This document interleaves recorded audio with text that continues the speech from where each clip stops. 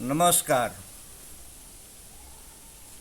सन 1981 के चैत महीना के बात ह। माई हमार चैती छठ करतली। ओ साल कहली कि हम छठ बैठा दें। हम कहनी कि काहे बैठेबू, हमरा के दे दो। माई खिसिया गई, कहती है कि ई खिलवाड़ हो। छठ के पर्व बड़ा महान पर्व हो, एकरा से खिलवाड़ ना करे के। बाकी हम हाथ जोड़ के कहनी कि ना माई, हम कल।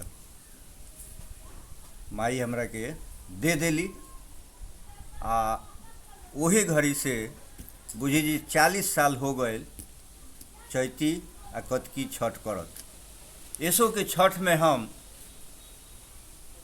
छठी मैया से यह आग्रह कैनी ह जौन कविता में हम लोग का सोझा परोसतानी, जौना के मथेला बा जय छठी मैया बिहार के। जय छठी मैया बिहार के। जय छठी मैया बिहार के। जय छठी मैया बिहार के। जय छठी मैया बिहार के। बुद्धि दी सरकार के।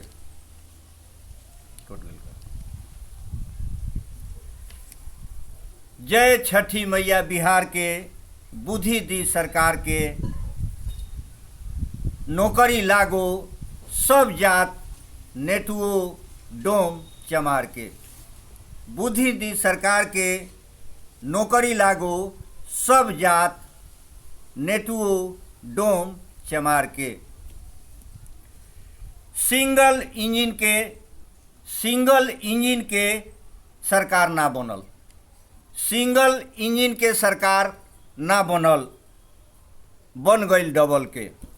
सिंगल इंजन के सरकार ना बनल, बन गई डबल के।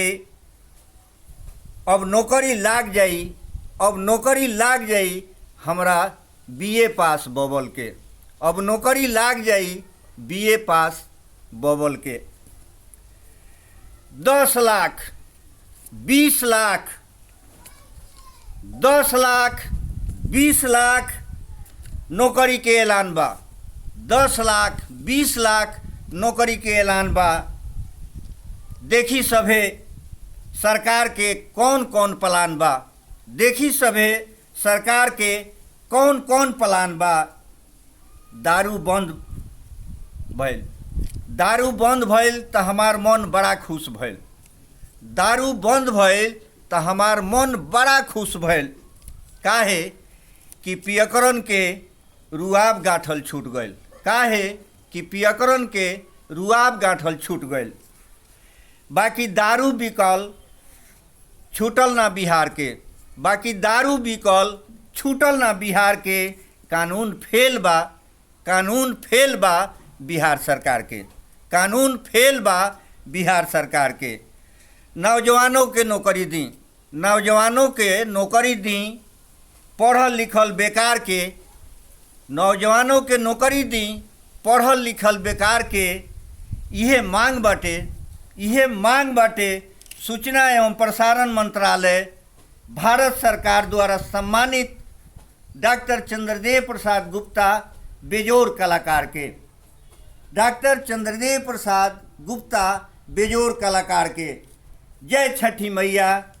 जय छठी मैया बिहार के। जय छठी मैया बिहार के। बुद्धि दी सरकार के। नौकरी लागो सब जात नेटुआ डोम चमार के। शेयर सब्सक्राइब कमेंट करके जरूर बताएं। जय हिंद, जय भारत, जय भोजपुरी, जय भोजपुरी।